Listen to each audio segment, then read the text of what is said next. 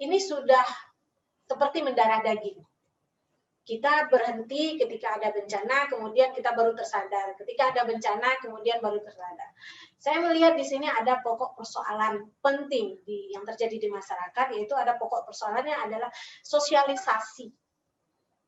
Sosialisasi terhadap masyarakat, terhadap apakah itu tenaga ahli, artinya yang mengaplikasikan pembuatan gempa, pembuatan rumah, bangunan dan sebagainya, dan kemudian kesadaran masyarakat sendiri ketika membangun gempa. Nah, ini bagaimana Pak? Kira-kira kita di universitas, bagaimana kita untuk memberikan, mencarikan solusi lah untuk masyarakat, karena seperti Bapak bilang tadi, mereka nggak mau kalau udah kondisinya sudah gempa baru, kemudian setelah gempa baru tersadar, nggak mungkin juga kan kalau setiap gempa baru sadar kan gitu. Nah, ini kita sebagai orang-orang di universitas, kira-kira langkah-langkah apa Pak yang bisa kita lakukan untuk memberikan pengertian kepada mereka, para pelaku bangunan ini, atau masyarakat yang akan membangun, atau mungkin pemerintah sendiri gitu. Karena kita di Padang Pak, saya lihat masih ada bangunan yang setelah tahun 2009 masih ada bangunan yang lebih dari 2 lantai, kemudian seperti itu. Itu yang pertama. Yang kedua juga masyarakat itu masih hidup di pantai Pak. Dan kemungkinan besar itu pantai seperti kalau betul terjadi megatrust itu bagaimana dengan masyarakat di situ, karena mereka kan ini akan agak susah. Kalau kami di sosial itu ya Pak, kondisinya adalah tidak mungkin memindahkan orang yang hidupnya, budaya, kehidupan dan budayanya adalah pantai, kemudian dipindahkan ke darat. Ada perubahan budaya yang mungkin mereka akan shock dan sebagainya gitu. Dan bisa saja tadinya ekonomi itu bergantung dari laut, kemudian tiba-tiba di darat dengan mereka nggak punya ilmu pengetahuan dan budaya di situ, itu adalah satu problem lagi gitu. Nah, itu bagaimana kira-kira Pak solusi yang bisa kita hasilkan sebagai orang-orang di universitas tentunya? Baik, ini pertanyaannya menarik sekali Bu Pi ya. Dan saya coba supaya lebih sistematis saya menjelaskannya. Saya bagi 2 kelompok sebenarnya. Kelompok pertama adalah kelompok bangunannya, terutama terhadap gempa. Nah, kalau kita bicara fokus ke bencana gempa dan ikutannya tsunami ya, kita fokus saja ke topik pembahasan ini, gempa dan tsunami. Yang pertama, kita harus memastikan bangunan kita itu terhadap gempa harus tahan dulu, terhadap kuat dulu. Nah, setelah gempanya kita selamat, baru kita masuk ke penyelamatan terhadap tsunami-nya. Nah, nanti apa langkah-langkah untuk membuat bangunan yang aman terhadap gempa itu satu hal. Yang kedua, apa langkah-langkah kita untuk menyelamatkan diri dari tsunami. Seperti katakan Bu Upi tadi, nggak mungkin kita memindahkan masyarakat yang sudah berkehidupan cukup lama di tepi pantai. Nah, 2 hal ini mungkin yang saya coba bahas secara ringkas ya pada kesempatan ini. Baik, kita lihat di gambar ini ya, kita lihat bahwa ada 2 kelompok bangunan di sini. Saya lihat. Nah, kelompok yang kita sebut dengan bangunan non-engineering, ya, bangunan non-engineering adalah bangunan tanpa sentuhan dari ilmu engineering atau ilmu teknik. Ya. Ini umumnya bangunan rumah masyarakat yang dibangun dengan keahlian tukang saja, tanpa ada sentuhan daripada engineer ya, tanpa direkayasa. Ya. Nah, kita bisa lihat di gambar sebelah kiri itu bagaimana masyarakat membangun rumah tembok ya, memang rumah tembok ini yang sangat rentan terhadap gempa. Nah, di gambar kiri atas sebelah kiri itu kita lihat rumah tanpa ada besi sama sekali. Ini di daerah Pariaman ya. Itu kita lihat bagaimana hanya batu bata saja disusun semuanya tanpa ada besi ya. Karena fungsi besi saya katakan itu adalah membuat bangunannya lebih fleksibel ya terhadap ketasnya material bata tersebut. Kita lihat di rumah tembok yang di sebelah tengah ini, ya, rumah tembok ini memang ada besinya, ya, tetapi apakah besi itu kuat? Yang kedua, apakah besi itu disambung dengan baik antara elemen strukturnya, ya, cara menyambungnya betul? Nah, ini persoalannya. Nah, ini semua akan terbukti ketika gempa terjadi. Nah, ini kita lihat di gambar bawah. Nah, ini adalah kerusakan yang terjadi ya, bawah kiri ya. Bawah kiri itu adalah kerusakan yang terjadi ketika gempa terjadi. Ini untuk bangunan rumah masyarakat. Nah, kita sebut dengan kelompok non-engineering building ya. Rumah yang tanpa ada sentuhan insinyur lah, bisa dikatakan begitu. Nah, itu satu hal. Jadi intinya di yang kiri itu, ya sebelah kiri, siapa pelakunya kita lihat. Nah, pelaku rumah kiri ini tukang. Kemudian kita tanya, tukang itu dapat ilmu dari mana?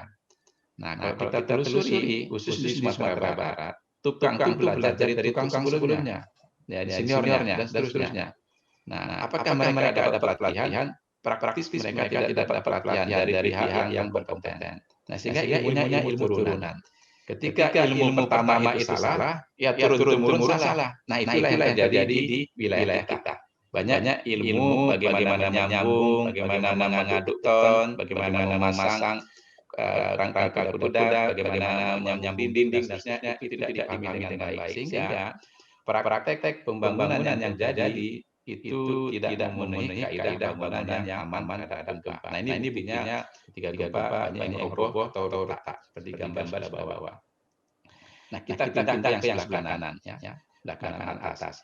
Nah, ini sebenarnya adalah bangunan engineering. Sudah ada insinyur yang terlibat di sini untuk mendesainnya.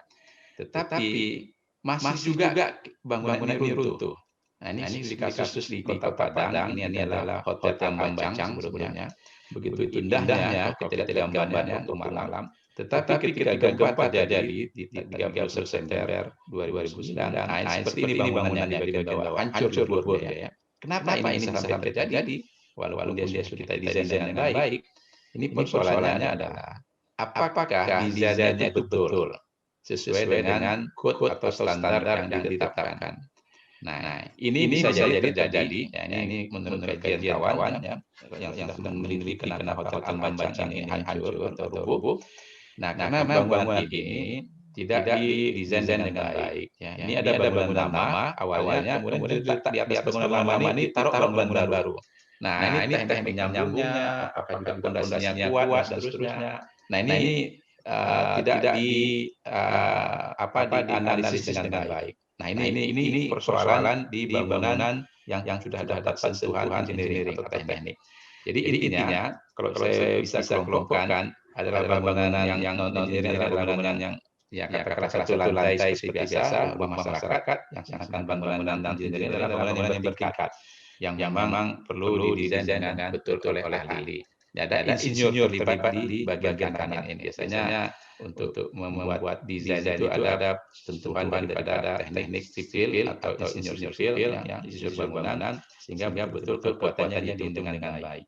Nah, dua persoalan ini terjadi di kita waktu gempa 2009, baik yang non-engineering atau rumah yang sederhana maupun untuk bangunan yang bertingkat. Ya, kita lihat banyak bangunan bertingkat waktu gempa 2009 itu roboh runtuh ya.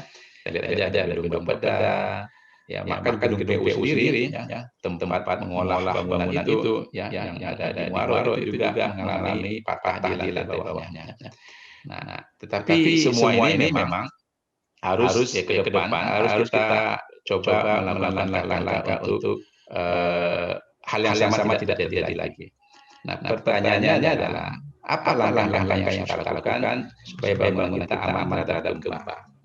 Nah, jadi untuk melakukan bangunan yang aman terhadap gempa tersebut ya, intinya adalah ya, seperti saya katakan di awal tadi, bagaimana seluruh elemen dari bangunan itu terikat dengan baik satu sama lainnya. Nah, seperti saya contohkan tadi, saya memboncengkan suatu batang pohon kayu. Nah, yang paling utama itu tiang, batang utamanya itu jangan sampai patah. Karena kalau tiangnya patah, itu ambruk semuanya. Nah, itu dipastikan itu harus kuat. Yang kedua baru ranting, cabang, ya, yang lain-lain itu baru juga kita coba mengikatnya dengan baik. Nah, kalau di rumah yang paling penting kolomnya harus cukup, ya, kemudian ikatan kolom dengan baloknya harus kuat, dengan dindingnya harus kuat, dengan kuda-kudanya harus kuat. Nah, semua ini harus terkoneksi dengan baik, dengan mempelajari perilaku dari materialnya. Karena material ini juga mengaruhi dari bagaimana responnya terhadap goncangan gempa tersebut. Nah, ini yang kita lakukan. Bagaimana model bangunannya? ini kita tidak bisa tetapkan ya seperti ini unik ya. Tetapi bangunan aman gempa itu kita silakan masyarakat menggunakan material yang diinginkan, baik itu dari tembok, baik itu kayu, baik itu baja, maupun plastik, macam-macam fiber silakan. Nah, di kita yang penting mengetahui bagaimana perilaku material tersebut. Kemudian yang kedua, bagaimana mengikatnya, ya mengikat menyambungnya dengan baik. Nah, ilmu ini yang sebenarnya harus kita sampaikan ke terutama kalau yang bangunan dan engineer atau rumah masyarakat, tentu pelaku atau aktor utamanya adalah tukang. Nah, jadi tukang ini harus kita berikan pengetahuan. Bagaimana teknisnya? Nah, teknisnya saya kira para ahli, para ahli ini banyaknya di perguruan tinggi atau di lembaga asosiasi teknik ya. Ya, ada misalnya ahli struktur Indonesia, ahli geoteknik Indonesia macam-macam. Nah, mereka mengambil perannya untuk menyiapkan ilmu atau modul-modul pelatihan untuk tukang. Nah, nanti kita lakukan pelatihan tukang. Nah, kalau pemerintah ingin membuat regulasi ini, kalau lebih ketat lagi, seluruh tukang harus disertifikasi. Nah, artinya apa? Maka mereka yang boleh membangun adalah yang punya sertifikasi. Nah, bagaimana kontrolnya, pengawasannya? Nah, pemerintah bisa dengan pendekatan waktu mereka mengurus IMB atau izin bangunan itu harus dicek, ya. Baik waktu mereka membuat gambar rencananya maupun juga waktu pelaksanaan di lapangannya harus ada kontrol dari pemerintah. Nah, jadi instrumen pemerintah di dalam pengawasan ini baik dalam tahap perencanaan maupun dalam pembangunan itu harus diaktifkan. Nah, pertanyaan selanjutnya, sanggupkah pemerintah melakukan ini? Nah, kalau saya katakan pasti tidak, karena begitu banyaknya rumah ya di wilayah kita, sementara tenaga untuk melakukan itu terbatas. Nah, sehingga apa yang terjadi ya masih banyak tukang yang membangun belum bersertifikasi atau tidak punya pengetahuan yang memadai, itu masih bebas membuat bangunan masyarakat. Nah, lantas apa langkah shortcut kita untuk bisa mengurangi dampak ke depan ya dari salah membangun ini? Kalau saya punya solusi, ya kita harus gencar ya melakukan kampanye bagaimana membangun rumah gempa yang baik ya.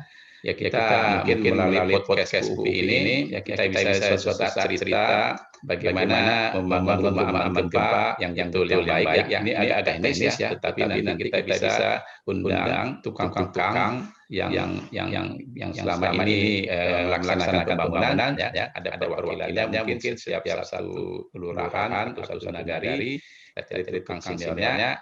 Nah, senior kita adakan nanti pelatihan secara online.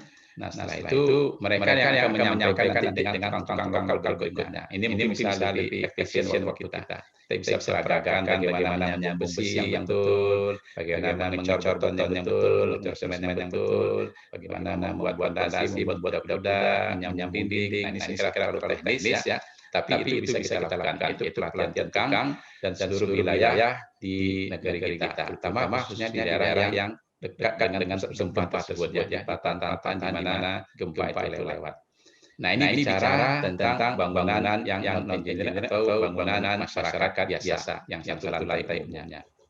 Nah, itu solusinya Bu ya. Oke. Nah, kalau kita bicara yang bangunan yang agak sedikit teknis ya, bangunan yang bertingkat, nah ini saya kira porsinya para insinyur. Nah, apa yang jadi masalah di dalam bangunan bertingkat ini? Biasanya yang jadi masalah kompetensi dari desainernya kurang memadai. Jadi insinyurnya tidak paham mungkin dalam mendesain untuk ilmunya kurang memadai ya.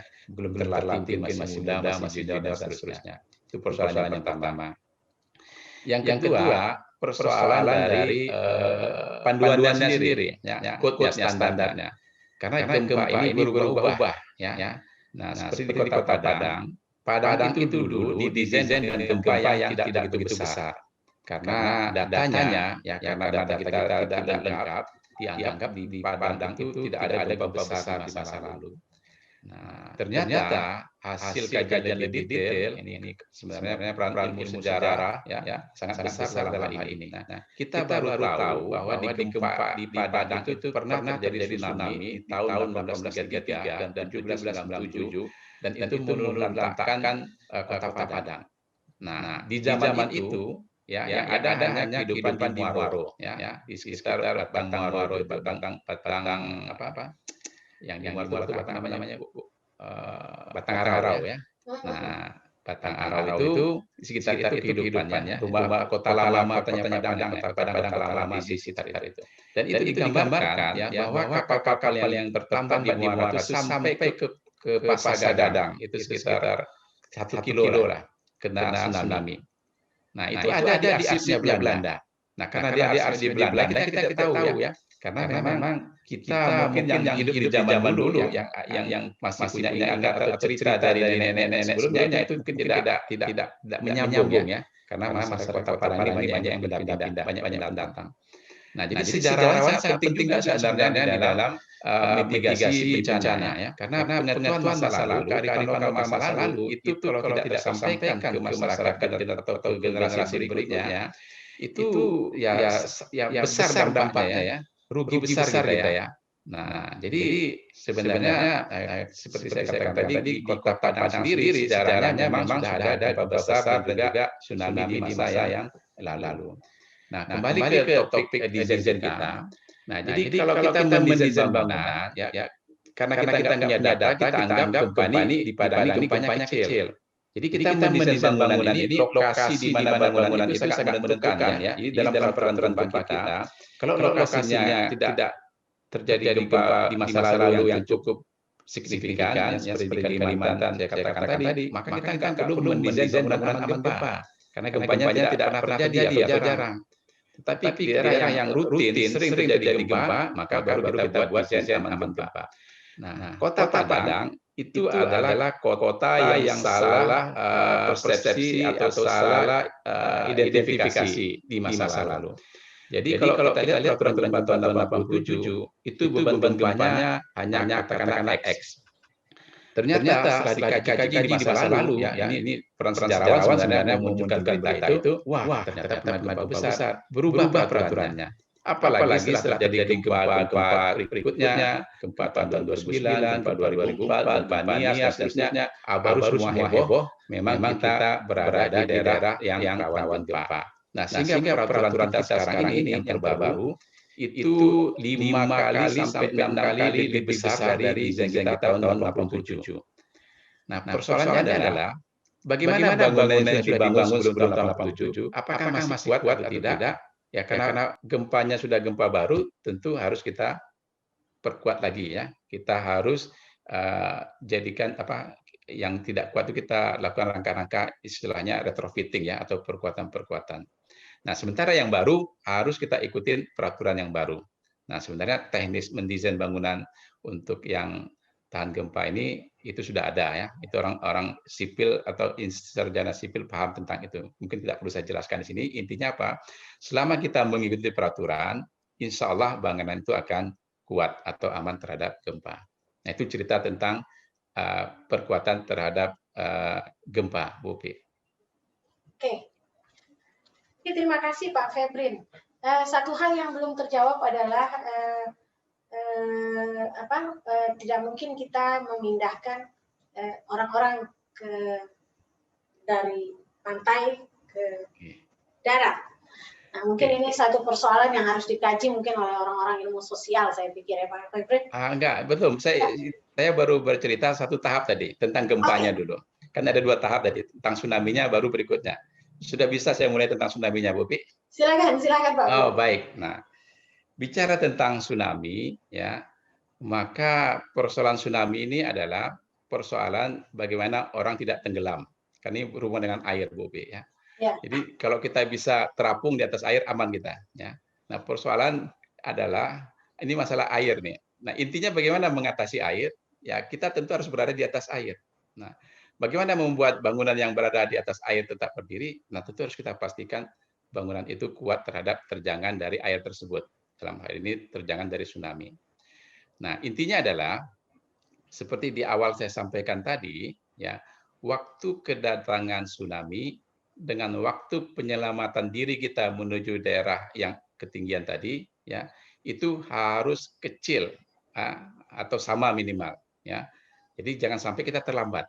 Poinnya begitu. Kalau katakanlah ada waktu cuma 30 menit, ya, dari sejak gempa sampai tsunami sampai di pantai, maka kita sudah berada di daerah aman selama 30 menit itu.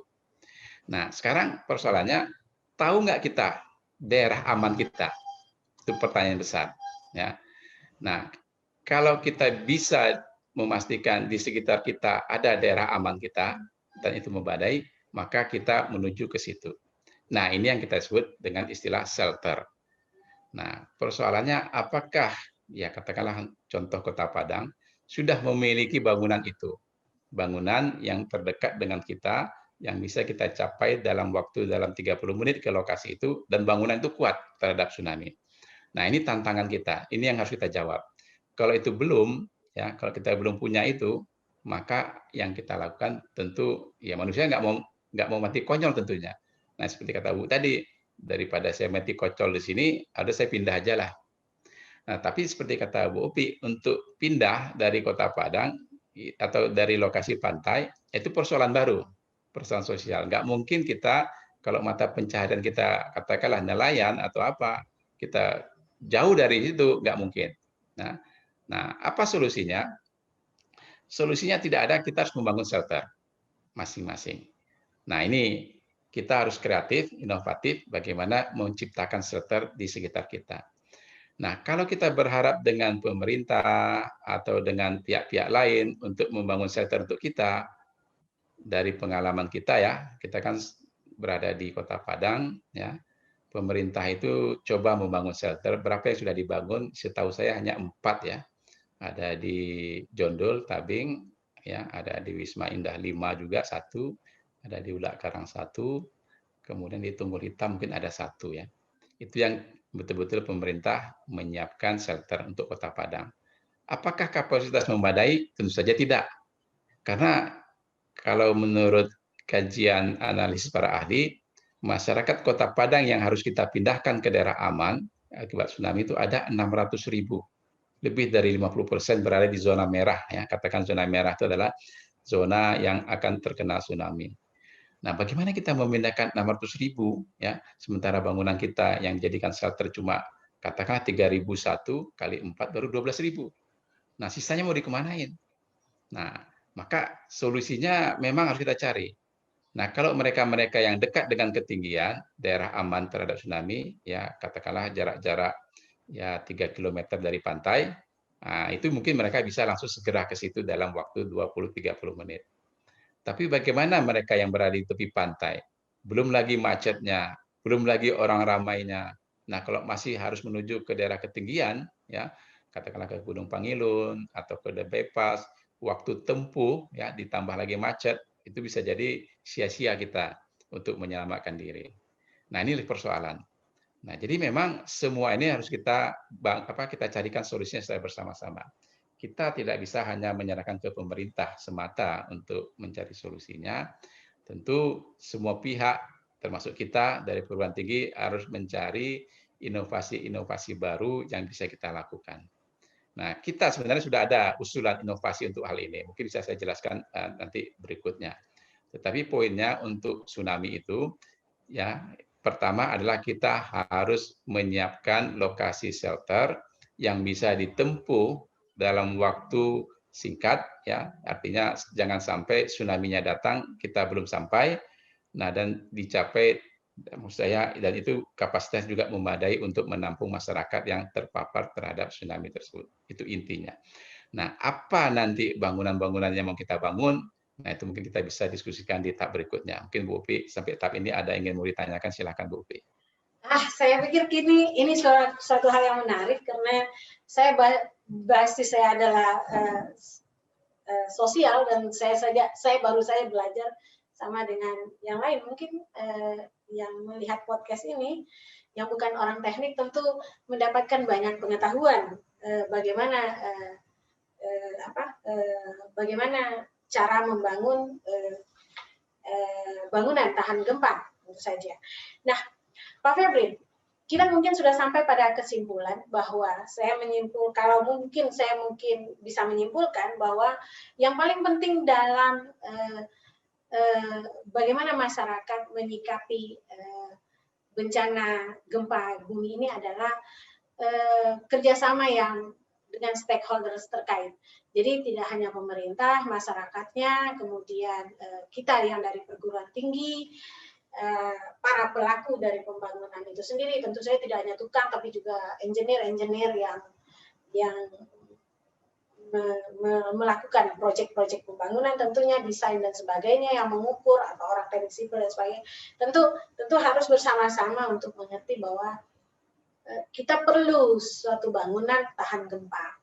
Dan yang paling penting adalah menarik juga yang perlu kita simpulkan bahwa tidak mungkin sebuah konsep atau kebijakan diambil oleh masyarakat ataupun stakeholder terkait tanpa ada basis kejadian sebelumnya. Saya melihat bahwa kita belajar banyak dari apa yang disebut oleh Pak Febri rumah gadang tadi. Kemudian rumah gadang, bagaimana rumah gadang, kemudian orang-orang tukang belajar dengan lieknya kayu. Nah, sekarang bagaimana tukang-tukang sekarang juga harusnya belajar bagaimana dengan struktur beton karena ini sudah masuk dengan modernisasi. Itu satu. Kemudian bagaimana juga para pembuat kebijakan, engineer dan sebagainya juga belajar dari sejarawan. Saya sebagai sejarawan agak tersenyum sedikit karena pengetahuan saya tentang gempa juga tidak terlalu banyak sebetulnya, dan ini menyadarkan kita, saya khususnya, bahwa pola-pola arsip-arsip lama yang memperlihatkan bagaimana pola gempa terjadi itu penting, tidak hanya untuk menjadi cerita masa lalu, tapi bagaimana para engineer dan para pembuat kebijakan kemudian memprediksi dan membuat analisis dan mungkin juga membuat produk-produk yang mungkin bisa bersandar pada peristiwa-peristiwa dan peristiwa-peristiwa masa lalu tentunya. Saya pikir kita sampai di ujung, Pak. Masih ada nggak? Ada sebenarnya solusi yang ingin saya tawarkan untuk menjawab dua hal tadi. Ya. Pertama, bangunan yang aman gempa. Ini inovasi kita di Pusat Studi Bencana Universitas Dallas. Yang kedua adalah tentang bagaimana mencari solusi untuk mencari shelter yang baik. Ya. Nah, saya mungkin perlu waktu agak 5 menit lebih lah ya, 5 menit lebih mungkin kalau masih punya waktu saya akan sampaikan itu. Karena ini sangat penting ya. Iya, silakan Pak Febri. Kalau ini memang saya pikir itu penting apa yang dilakukan oleh Pusat Studi Bencana, kemudian bagaimana solusi berikutnya. Jadi apa solusi dari permasalahan yang sudah kita diskusikan panjang lebar tadi? Nah, ada dua hal yang harus kita cari solusinya, ya artinya kita coba mengoptimasi dari semua persoalan yang ada, kita cari yang terbaik ya. Karena kalau kita ingin solusinya langsung terjawab semuanya saat ini, sepertinya ya sangat tidak mungkin karena ini menyangkut tenaga, anggaran dan seterusnya ya. Masalah sosial ya, masalah lain-lainnya. Jadi semua banyak hal yang harus kita selesaikan. Namun dari semua persoalan yang ada, bagaimanapun juga kita harus berbuat ya yang terbaik untuk masyarakat kita, untuk lingkungan kita. Nah, dalam hal ini saya coba tawarkan dari Pusat Studi Bencana ya apa kira-kira yang bisa kita lakukan dalam jangka pendek atau waktu dekat ini. Nah, yang pertama itu terkait dengan masalah shelter ya. Karena ya bagaimanapun juga menurut para ahli ya megatrust yang muncul dari seismic gap yang sudah saya jelaskan tadi itu memang suatu hal yang sangat mungkin terjadi dalam waktu dekat. Nah, sehingga kita yang berada di daerah terpapar ya kemungkinan dengan bencana itu harus melakukan langkah-langkah. Nah, untuk shelter ya mungkin saya coba jelaskan melalui slide berikut ini. Ya. Nah, dari slide ini kita coba identifikasi ya, apa kira-kira yang bisa kita jadikan shelter untuk Kota Padang. Bisa didengar, Pi? Bisa, Pak. Bisa, Pak. Oke, ya. Nah, jadi yang pertama kita coba lihat apa yang bisa kita jadikan shelter. Harus kita identifikasi semua infrastruktur yang ada di kota yang potensial untuk kita manfaatkan sebagai tempat evakuasi masyarakat di kota ini. Ini adalah shelter yang telah dibangun oleh pemerintah ya, oleh pemerintahan pusat untuk Kota Padang. Nah, jumlah shelter ini saat ini ada 4, ya seperti saya katakan tadi. Tetapi shelter ini memang kapasitasnya sangat terbatas ya, untuk bisa menampung 600.000 ya masyarakat yang terpapar di Kota Padang. Nah, kapasitas shelter ini sekitar 2.000-3.000, jadi jauh daripada memadai. Nah, kenapa pemerintah tidak membangun banyak shelter ya, sementara kita dalam posisi ya katakanlah harus siap siaga ya, karena ancaman megatrust tersebut. Ya lagi-lagi ini adalah masalah anggaran ya, budget pemerintah untuk menyiapkan shelter ini sangat terbatas ya. Menurut satu shelter ini biayanya hampir 20 miliar ya. Jadi sangat tidak mungkin ya dengan anggaran itu menyiapkan semua shelter untuk di seluruh Kota Padang. Nah, yang kedua kita coba lihat next. Ini adalah batas daerah ketinggian atau disebut dengan tsunami safe zone. Nah, kalau Bapak Ibu yang pernah ke Kota Padang bisa melihat batas ini ketika kita menuju ke daerah timur. Nah, apa arti batas ini? Artinya adalah genangan tsunami hanya mencapai batas ini. Artinya apa? Kalau kita melakukan evakuasi ke arah seberang batas itu menuju arah perbukitan sebelah timur, itu berarti sudah terlepas dari jangkauan tsunami atau daerah safe zone. Nah, dari mana kita tahu lokasi ini? Ya tentunya dari peta genangan tsunami yang dikeluarkan oleh pemerintahan Kota Padang. Nah, dalam hal ini kita harus menyiapkan jalur menuju ke daerah ketinggian yang terdekat. Nah, dalam ini tentu kita harus menyiapkan jalur-jalur evakuasi ya yang bisa digunakan oleh seluruh masyarakat menuju ke lokasi aman tersebut. Nah, saya kira tidak mudah juga ini karena tidak semua masyarakat Kota Padang bisa menuju lokasi aman ini tepat waktu. Artinya tepat waktu dalam 23 menit sebelum tsunami datang, itu kita sudah sampai di lokasi ini. Jadi lagi-lagi kalau kita bisa menyiapkan jalur yang lebar, kapasitasnya cukup, kemudian waktu tersingkat, maka saya kira evakuasi menuju daerah ini sangat baik sekali. Nah, berikutnya yang ketiga, potensi shelter berikutnya bisa kita lihat. Klik lagi, Bu Pi. Nah, ini kita bisa juga memanfaatkan gedung-gedung ya dari pihak swasta yang ada di Kota Padang. Nah, gedung-gedung ini bisa kita identifikasi. Nah, persoalannya apakah gedung ini sudah didesain sesuai dengan kaidah standar bangunan aman gempa ataupun tsunami. Nah, jadi di sini langkah kita harus kita lakukan evaluasi, assessment. Nah, kalau hasil evaluasi kita menyatakan dia tidak memadai, kita lakukan langkah-langkah perkuatan supaya memadai, baik terhadap beban gempa maupun beban tsunami. Nah, ini bisa kita manfaatkan. Nah, cuma persoalan di sini adalah tentu izin pemanfaatannya, ya, kemudian akses menuju ke bangunannya kita siapkan. Ini juga tidak mudah saya kira, karena belum tentu si pemilik bangunan rela bangunannya dijadikan untuk tempat evakuasi masyarakat. Selanjutnya, kita punya, klik lagi Bu Pi. Oke.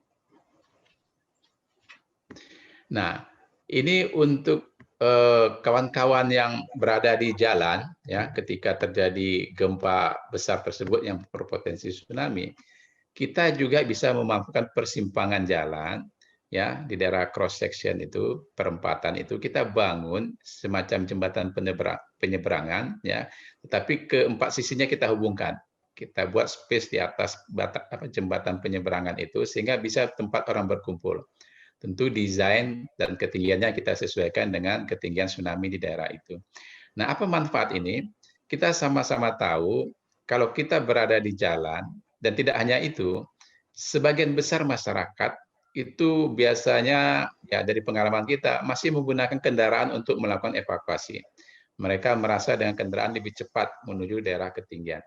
Faktanya adalah ya banyak mereka terjebak di jalan karena semua orang berkumpul, ya, jadi tidak bisa bergerak sama sekali.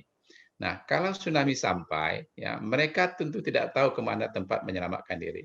Yang paling terbaik adalah kalau mereka berada di jalan, mereka melihat ada jembatan penyeberangan dan itu dekat dari lokasi mereka, mereka tinggal langsung naik ke atas. Karena waktu kedatangan tsunami ini sangat cepat ya, 20-30 menit. Jadi kalau tiba-tiba air datang ya, seperti kita lihat pengalaman di Aceh, kita berada di dekat penyeberangan jalan tuh, aksesnya sudah kita siapkan, kita tinggal naik aja ke atas. Ya mudah-mudahan terselamatkan ya. Ya minimal jiwa yang pertama ya, properti kendaraan itu ya itu relakan sajalah ya. Jiwa lebih utama. Selanjutnya, next. Nah, kita juga bisa memaafkan hotel-hotel. Ada 108 hotel ya hasil identifikasi saya di Kota Padang ya, besar maupun kecil. Lagi-lagi seperti gedung-gedung kantor yang swasta yang saya sebutkan sebelumnya. Nah, bangunan ini juga harus dicek kekuatannya ya karena belum tidak semua hotel yang ada itu didesain sesuai dengan kaidah bangunan tahan gempa maupun tsunami. Terus selanjutnya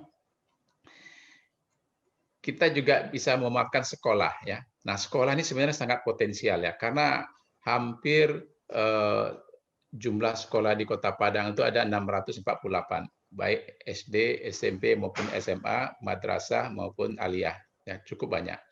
Nah, lagi-lagi bangunan ini ya standar kualitasnya terhadap gempa dan tsunami harus kita evaluasi, kita akses. Nah, saya kira ini sangat efektif ya, apalagi kalau kita berada dalam siang hari ketika orang sedang sekolah ya, maka bangunan sekolah inilah yang harus kita siapkan, harus kita jadikan shelter sekalian. Kita harus akses lagi, kita evaluasi, kemudian kita manfaatkan sebagai shelter. Selanjutnya, oke. Sebelum yang ini mungkin saya jelaskan mengenai sekolah tadi. Apa kendalanya kenapa sekolah nggak bisa kita jadikan shelter? Lagi-lagi anggaran untuk menjadikan dia seperti shelter ya dengan kekuatan standar yang memadai ini biayanya cukup besar. Lagi-lagi pemerintah budgetnya sangat terbatas. Ya kalau semua sekolah kita perkuat, ya saya kira kita punya anggaran yang sangat besar sekali untuk menyiapkannya. Sehingga dalam waktu dekat hampir tidak mungkin sekolah ini kita jadikan shelter semuanya. Nah, kemudian berikutnya elevated road. Inilah jembatan layang ya. Jembatan layang ini juga bisa kita manfaatkan ya kalau di kota-kota besar ini banyak saya kira untuk penyelamatan diri ya. Tapi untuk Kota Padang kita punya satu ya di daerah Duku dan ini pun jauh dari pusat kota ya. Tapi kalau kita memang punya anggaran, mungkin di tengah kota kita bisa bikin jalan layang seperti Jalan Sudirman atau di Jalan Esparman atau Pemuda ya. Tapi ini cost-nya terlalu besar. Tapi ini juga salah satu solusi ya supaya kita membangun shelter sekaligus juga mengurai kepadatan lalu lintas. Berikutnya, kita juga punya gedung-gedung pemerintah yang cukup banyak ya. Ada 71 SKPD di Kota Padang. Ya kalau kita satu SKPD punya beberapa gedung, saya kira jumlahnya cukup banyak.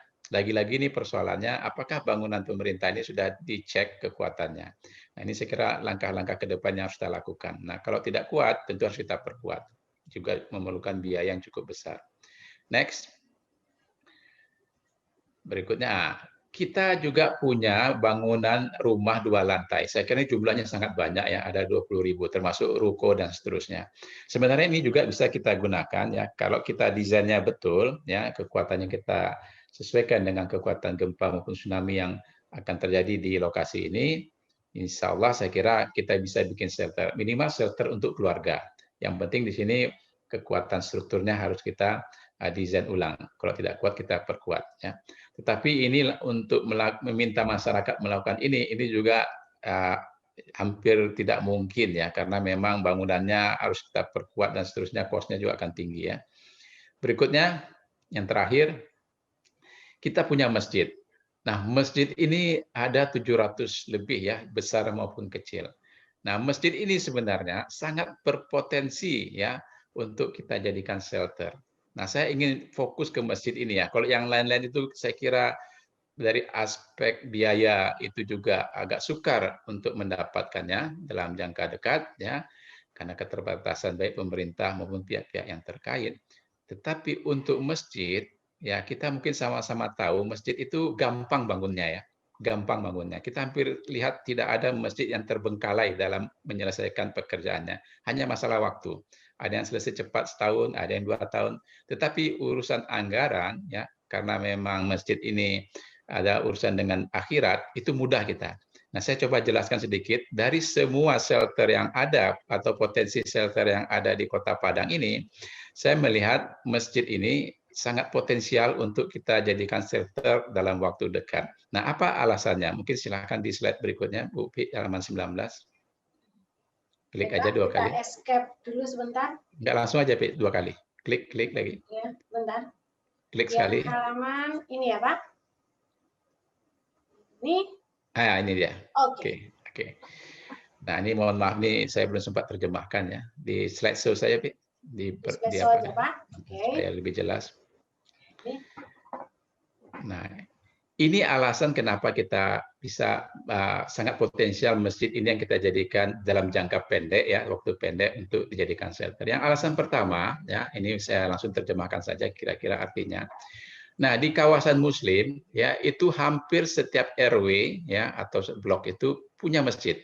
Ya, cobalah kita kemana saja, pergi ke RT atau RW ini atau kelurahan ini pasti ada masjid, minimal ada musola. Jadi masjid ini menyebar di wilayah kita ya di Kota Padang ini, terutama di kawasan pemukiman Muslim. Yang kedua, kita sama-sama tahu bahwa masjid ini tanahnya sudah tidak perlu beli, sudah tersedia hasil wakaf atau hasil kerjasama masyarakat di sekitar itu.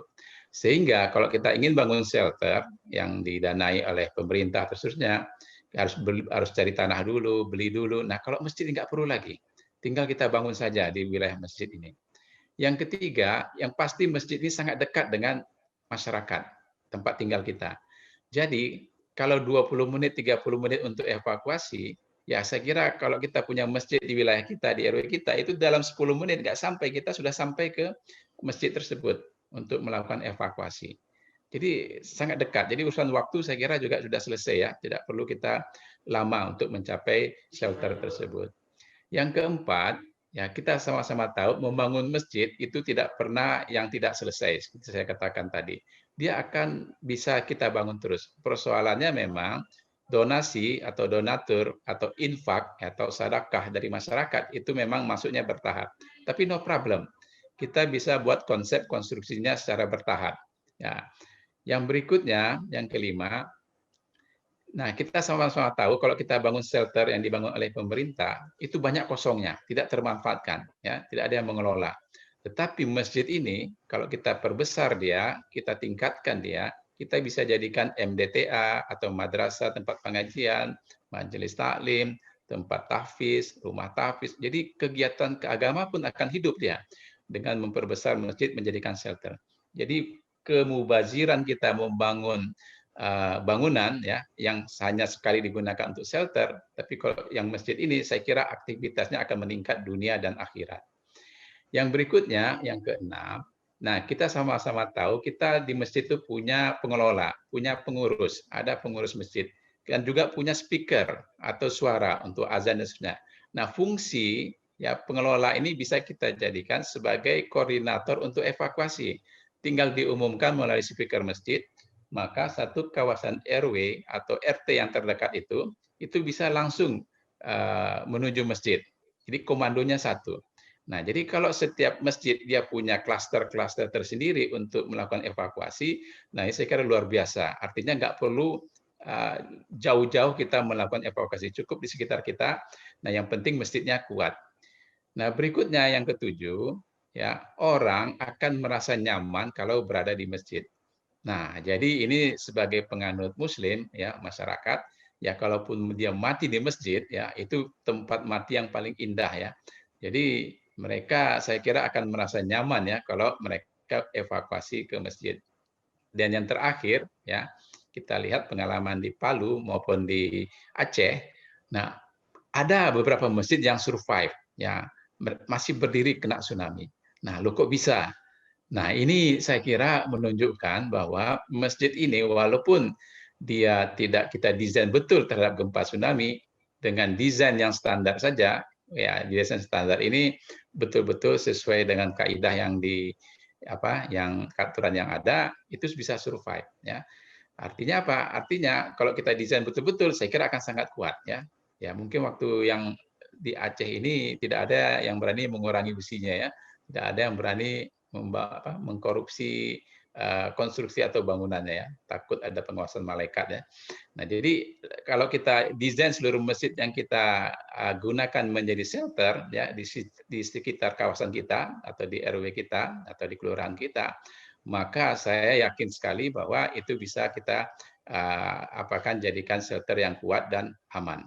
Nah, untuk desain sebenarnya kita bisa bantu, ya, karena urusan desain ini tidak mungkin masyarakat. Ya tinggal diberikan desainnya, gambarnya, saya kira masyarakat tinggal bangun aja sesuai dengan anggaran. Bisa secara bertahap. Nah, saya ingin sampaikan bagaimana cara membangunnya secara bertahap. Mungkin ke slide berikutnya. Nah, ini contohnya saja. Ini kalau kita punya musola kecil seperti ini, jadi tahap pertama kita tidak perlu meruntuhkannya. Masih kita bisa gunakan masjid ini sebagai tempat beribadah kita. Apa yang kita lakukan? Kita bangun pilar-pilar di luarnya. Ini masalah desain, saya kira tidak ada masalah, ya. Coba diklik berikutnya, Bu Pi. Terus klik, terus lagi klik. Nah, terus. Nah, stop sampai sini, Bu. Stop dulu, stop. Nah, sampai sini saja sebenarnya ini sudah menjadi tempat evakuasi. Artinya masyarakat kalau terjadi tsunami yang di atas masjid yang masih berdiri ini, kita sudah bisa melakukan evakuasi mandiri khusus warga kita saja. Kapasitasnya kita sesuaikan nanti. Nah, jadi artinya apa? Dengan anggaran belum tuntas ya sampai selesai ya. Ini kita baru sepertiga mungkin donasi, kita sudah punya shelter. Artinya apa? Masyarakat sudah aman, tidak perlu lagi cari-cari shelter jauh-jauh. Kita sudah punya shelter di lingkungan kita. Nah, selanjutnya kalau kita masuk infak berikutnya, dana berikutnya dari masyarakat, hasil penggalangan dana, maka kita lanjutkan pembangunannya. Next, Pi, lanjut. Nah, ini kita terus klik-klik aja, percepat aja kliknya, Bu Pi. Nah, ini usah evakuasi. Terus ya, setelah itu nanti kita tambah lagi masjidnya, terus klik-klik. Nah, ini sudah jadi bentuk masjid. Nah, kalau seandainya kapasitasnya kurang, kita bikin 2 lantai. Ya, katakan masyarakat di RW itu jumlahnya banyak, sementara masjidnya cuma 1, maka kapasitasnya kita tingkatkan dengan membuat dia bertingkat. Kalau kurang 2, kita tambah 1 lagi menjadi 3. Yang pasti adalah lantai paling bawah itu jangan sampai desainnya terkena landaan tsunami. Artinya ketinggian lantai bawah itu sudah kita desain sesuai dengan sampai di mana ketinggian tsunami di wilayah tersebut. Ya. Nah, di sini poinnya adalah kita bisa bantu nanti untuk mendesain tiang-tiang yang kuat ya sesuai dengan beban tsunami maupun beban gempa yang terjadi. Nah, ini saya kira solusi untuk masjid. Jadi urusan urusan dana mungkin saya kembali ke yang pertama tadi, Pi. Urusan masjid tadi. Kita escape sebentar, Pak. Kembali ke yang mana, Pak? Yang masjid tadi. Masjid ini, Pak. Ini, Pak. Yang 2 lantai, yang 2 lantai. Yang 2 lantai ini, Pak. Ya, ini aja. Ya. Nah, diperbesar ya, Pi. Oke. Dikat aja tadi disambung dengan ini, Pi ya. Iya. Nah, jadi urusan mencari anggaran ya, saya ulang ya. Urusan mencari anggaran untuk masjid ini bukan masalah yang besar ya. Kita sudah lihat faktanya. Tetapi ada satu solusi lagi, ya kita sama-sama tahu pemerintahan Arab Saudi itu orang-orang kaya di sana itu hampir setiap tahun itu berkunjung ke kita untuk mencari lokasi-lokasi masjid yang bisa mereka bangun, ya mereka bisa kembangkan. Karena mereka punya dana, mereka ingin punya istana di surga. Karena menurut hadisnya ya bahwa siapa yang membangun masjid di dunia akan disiapkan nanti istana di akhirat. Nah, mereka banyak berlomba-lomba untuk membangun masjid. Cuma mereka kadang kewalahan juga mencari lokasi yang mau dibangun. Nah, kalau konsep shelter ini kita tawarkan ke pemerintah Arab Saudi, ya, dan sekaligus juga memang ini untuk pengembangan pendidikan, ya, dengan meningkatnya kapasitas untuk pendidikan Islam juga akan meningkat. Ini saya kira luar biasa. Mereka pasti akan sangat setuju. Nah, jadi solusi untuk anggaran kita bisa cari melalui donatur lokal, ya, jemaah, dan juga melalui pemerintah internasional melalui Arab Saudi atau daerah lainnya. Termasuk juga CSR lainnya. Karena urusan akhirat ini saya kira lebih mudah untuk mendapatkan anggarannya. Saya kira ini salah satu solusi yang sangat mungkin kita lakukan jangka pendek. Kita tak perlu lagi tergantung kepada pemerintah, ya.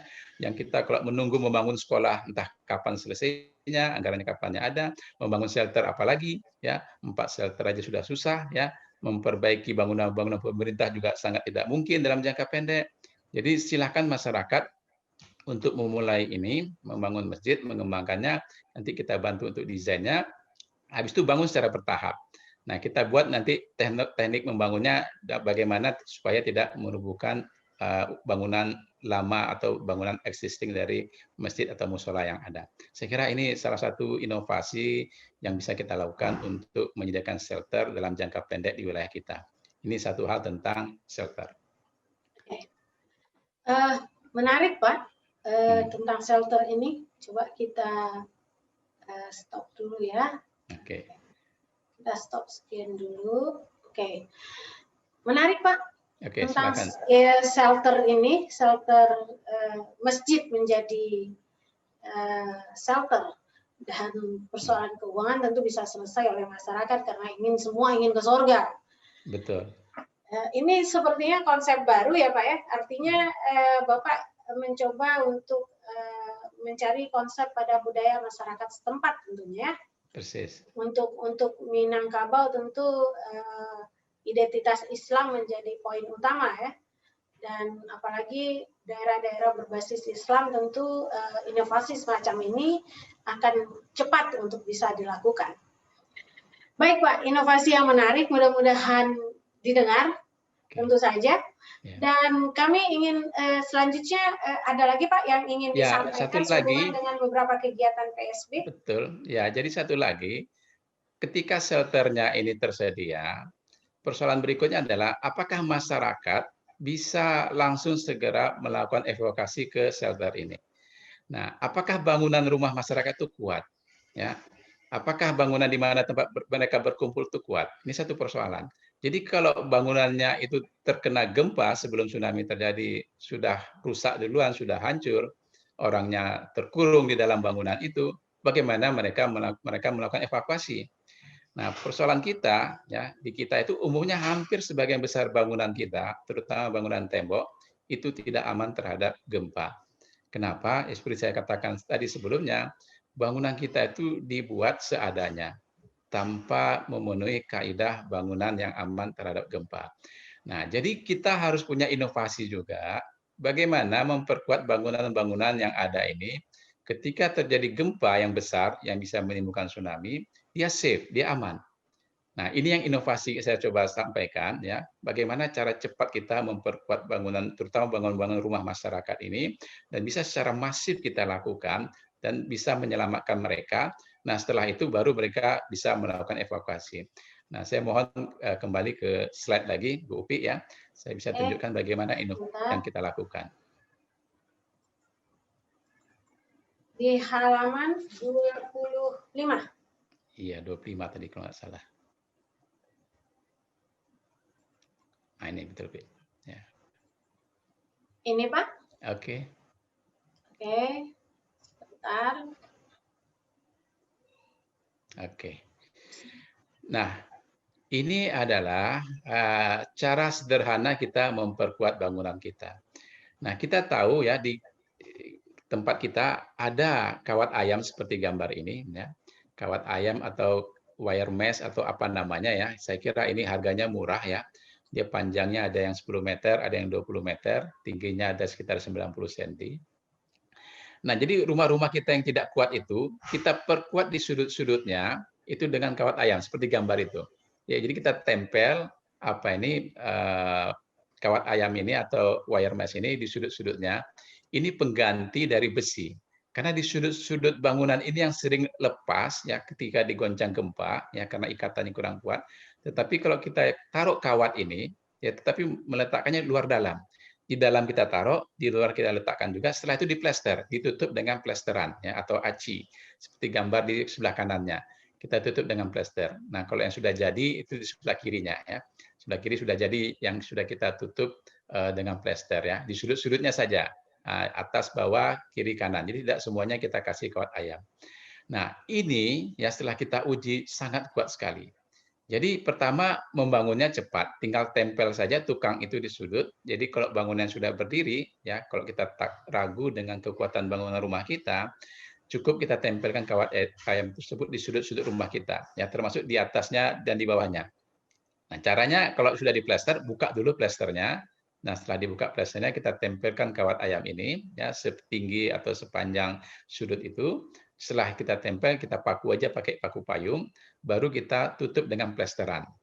Nah, itu insya Allah hasil uji kita, saya bisa tunjukkan di sini bagaimana pengujian bangunan yang sudah ditutup dengan plester kawat ayam ini, kekuatannya sangat luar biasa.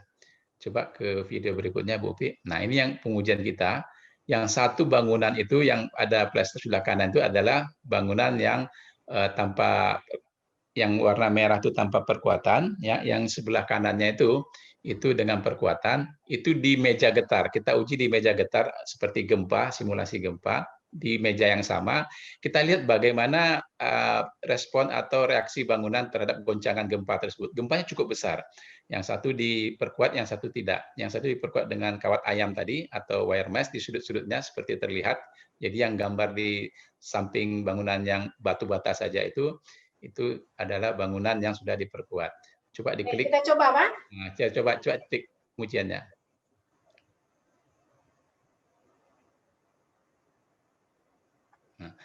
Nah, bisa kita lihat bagaimana bangunan itu roboh ketika digoncang ya, karena ikatan di sudut-sudutnya tidak memadai. Nah, kita lihat di sampingnya, itu bangunan masih tegak berdiri ya. Artinya apa? Artinya dia tertahan oleh kawat ayam atau wire mesh tadi ya, sehingga dindingnya itu tidak lepas ya. Dia terikat di situ dalam. Nah, kita lihat kalau kita goncang lagi lebih besar seperti gambar di sebelah kanan, mungkin coba lagi dilihat, ini bergetar ya sampai kekuatan gempanya besar sekali. Nah, bangunan kita yang diperkuat oleh kawat ayam ini masih tetap berdiri. Apa artinya? Dengan teknologi sederhana ini, kalau kita punya rumah yang ragu kita kekuatannya terhadap gempa-gempa besar, tinggal dipasang saja di sudut-sudutnya dengan wire mesh tersebut. Nah, kalaupun terjadi gempa, insya Allah bangunan kita tidak akan roboh. Nah, jadi sebelum kita melakukan evakuasi terhadap tsunami, nah insya Allah kita bisa keluar rumah dengan selamat karena gempa yang besar ya. Karena yang penyebab gempa tsunami itu biasanya adalah gempa besar. Nah, kita bisa menuju tempat evakuasi kita. Dan lagi-lagi tempat evakuasi kita sangat dekat ya, karena kita bangun secara mandiri di wilayah kita, yaitu berupa masjid atau musola yang sudah ada di sekitar kita. Oke, satu terakhir, Bu Upi, sebagai slide terakhir. Nah ini ya, oke, ini adalah denah rumah kita kalau kita lihat dari atas. Biasanya kita punya rumah seperti ini, ada ruang tamu, ada ruang tempat tidur, ada WC dan seterusnya. Ini rumah sederhana paling kecil. Nah, yang saya sampaikan tadi, kalau kita punya anggaran terbatas untuk memperkuat dengan kawat ayam, jadi kalau seluruh sudut rumah kita perkuat, mungkin kita perlu kawat ayam yang cukup panjang ya. Karena kawat ayam itu per 20 meter itu harganya sekitar 300.000 ya. Ini masih murah sebenarnya. Jadi 300.000 per 20 meter. Itu bisa memperkuat beberapa sisi ya. Nah, jadi kalau kita nggak punya anggaran besar untuk jangka pendek, kita perkuat saja dulu kamar tidur kita. Kamar tidur kita. Jadi nggak usah semuanya. Berapa yang ada anggaran kita hanya untuk memperkuat kamar tidur. Sudut-sudut di kamar tidur kita plester dengan kawat ayam ya. Kita buka dulu, kita kupas, kemudian kita tempel kawat ayam, kita plester ulang. Jadi artinya apa? Kamar tidur kita menjadi daerah yang paling aman di rumah kita. Nah, kalau ada gempa waktu malam atau pada kita saat di rumah, kita tinggal langsung bersembunyi di kamar tidur kita. Karena itu sudah kita perkuat. Ya. Jadi artinya apa? Artinya untuk jangka pendek, kalau kita punya anggaran terbatas, maka dengan biaya yang sedikit, kita sudah punya daerah aman di rumah kita yang aman terhadap gempa. Nah, sehingga ketika terjadi gempa, katakanlah ruang tamunya mungkin nanti rusak atau dapurnya rusak. Nah, kita di kamar tidur diharapkan dia tidak akan rusak dan kita bisa keluar minimal dari sela-sela yang runtuh di luar itu untuk keluar kemudian menuju shelter. Nah, ini adalah inovasi juga, inovasi sederhana. Artinya apa? Kalau kita lakukan perkuatan ini secara masif, secara massal, seluruh masyarakat melakukan ini, minimal kita sudah punya daerah aman di rumah kita. Karena yang terjadi selama ini, kalau rumah kita itu tidak didesain dengan baik, ya maka peluang dia untuk runtuh atau roboh itu sangat besar. Karena gempa yang menimbulkan tsunami ini biasanya besar, ya karena di atas 8 atau 9 skala Richter. Sehingga bangunan yang terdampak pun itu harus kuat, ya. Jangan sampai sebelum tsunami-nya datang bangunan kita sudah roboh duluan. Nah, saya kira ini inovasi langkah jangka pendek di samping kita menyiapkan shelter, maka rumah-rumah kita, ya kalau kita punya rumah bata ya, yang kita tidak yakin kekuatannya, kita harus lakukan perkuatan masif ya dengan kawat ayam sederhana ini. Jadi tukang pun mudah membangunnya. Dia tidak memerlukan skill yang cukup. Cukup ditempel saja kawat ayam itu di sudut-sudut rumah, tapi di luar dalam ya. Itu insya Allah hasil pengujian kita sudah menunjukkan hasil yang luar biasa kekuatannya. Nah, inilah saya kira dua inovasi penting ya yang jangka pendek bisa kita sosialisasikan ke masyarakat. Mudah-mudahan dengan cara seperti ini, wilayah yang terancam gempa maupun tsunami bisa kita kurangi risikonya. Mungkin itu Bu Upi. Baik Pak Febrin, ternyata kita sudah hampir lebih dari 1 jam untuk bercerita ini ya. Terima kasih Pak Febrin untuk semua pembelajaran hari ini. Tentu saja sebagai kita di universitas, ini penting untuk bagian dari tanggung jawab kita memberitahukan bagaimana masyarakat bisa aman dengan adanya gempa yang kita tidak tahu kapan datangnya tentunya. Cuma dengan apa yang sudah Pak Febrin berikan, tentu mereka mulai mendapatkan sosialisasi. Mungkin tidak hanya saya, orang-orang di universitas, atau mungkin siapa saja yang mendengar podcast ini, tentu mendapatkan banyak manfaat. Mudah-mudahan ini juga dapat dimanfaatkan oleh tukang sebagai pelaku nantinya untuk tahan gempa. Cuman satu hal yang bisa saya simpulkan adalah inovasi yang menarik dari para peneliti terutama di bagian teknik sipil di UNAN adalah bahwa mereka mencoba untuk belajar dari kebudayaan yang ada pada masyarakatnya. Kemudian mencoba mencari nilai-nilai yang ada pada masyarakatnya untuk mencari jalan keluar dari semua persoalan, namun tidak memberatkan banyak pihak. Memberikan tidak hanya dampak pada fisik tentunya, tapi juga dampak pada hal-hal yang bersifat moral dan keyakinan. Ini menarik Pak. Mudah-mudahan ini bisa diterapkan di banyak tempat, mungkin tidak hanya terhadap Islam tentu saja, mungkin juga pada penganut-penganut lain bisa memanfaatkan bagaimana rumah ibadah bisa tidak hanya menjadi penyelamat jiwa, tapi juga menjadi penyelamat fisik tentu saja. Terima kasih Pak Febrin sekali lagi untuk untuk bincang-bincang peneliti dan sudah hadir dalam podcast kali ini. Mudah-mudahan kita bisa berjumpa di tema lain yang kemudian bisa juga berbagi. Sampai bertemu Pak Febrin, salam untuk teman-teman di PSB. Saya tutup dengan Assalamualaikum warahmatullahi wabarakatuh. Waalaikumsalam warahmatullahi wabarakatuh.